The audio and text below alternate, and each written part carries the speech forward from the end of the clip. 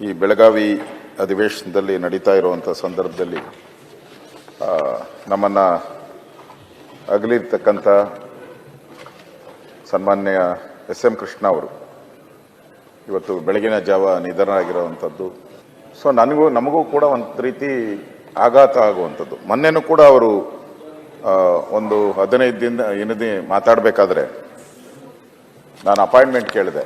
ಇನ್ನೊಂದು ಸ್ವಲ್ಪ ದಿನ ಆದಮೇಲೆ ನಿಮಗೆ ಅಪಾಯಿಂಟ್ಮೆಂಟ್ ಕೊಡ್ತೀನಿ,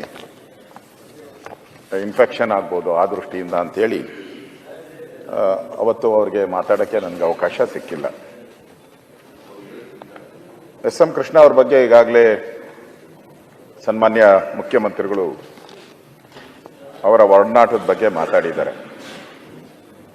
ಎಸ್.ಎಂ. ಕೃಷ್ಣ ಅವ್ರದ್ದು ಅಂದರೆ ಆಗಿರುವಂಥ ಎಲ್ಲ ಮುಖ್ಯಮಂತ್ರಿಗಳನ್ನ ನೋಡಿದಾಗ, ನಾನು ಅವ್ರ ಮುಖ್ಯಮಂತ್ರಿ ಆಗಿದ್ದಾಗ ನಾನು ಅಪೋಸಿಷನ್ ಲೀಡರ್ ಆಗಿದ್ದೆ. ನನ್ನ ಪುಣ್ಯ ಅಂತ ಹೇಳಿದ್ರೆ ನಂದು ಉತ್ತರಹಳ್ಳಿ, ಅವಾಗ ಸುಮಾರು 14 ಲಕ್ಷ ಓಟು.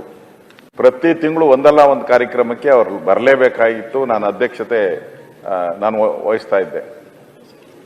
ಕೆಲವು ಸಂದರ್ಭದಲ್ಲಿ ಅವರು ಬಾ ನನ್ನ ಜೊತೆ ಅಂತೇಳಿ ಮುಖ್ಯಮಂತ್ರಿ ಇದ್ರು ಕೂಡ ನನ್ನ ಕಾರಲ್ಲಿ ಕರ್ಕೊಂಡು ವಿಧಾನಸೌಧಕ್ಕೂ ಬಂದಿದ್ದಾರೆ. 1-2 ಬಾರಿ ಆ ಥರ ನನ್ನ ಕರ್ಕೊಂಡು ಬಂದಿದ್ದಾರೆ. ಅಂದರೆ ಎಸ್.ಎಂ. ಕೃಷ್ಣ ಅವ್ರನ್ನ ಯಾರು ಮರೆತರೂ ಕೂಡ ಬೆಂಗಳೂರು ಜನ ಮರೆಯಕ್ಕೆ ಸಾಧ್ಯನೇ ಇಲ್ಲ. ಯಾವ ರೀತಿ ಕೆಂಪೇಗೌಡರನ್ನ ನಾವು ಬೆಂಗಳೂರು ಕಟ್ಟಿದ್ರು ಅಂತೇಳಿ ನಾವು ಜ್ಞಾಪಕ ಮಾಡ್ಕೊಂತೀರಿ, ಅದೇ ರೀತಿ ಎಸ್.ಎಂ. ಕೃಷ್ಣ ಅವರು ಬೆಂಗಳೂರಿಗೆ ಒಂದು ಘನತೆಯನ್ನ ಕೊಟ್ಟಂಥವ್ರು.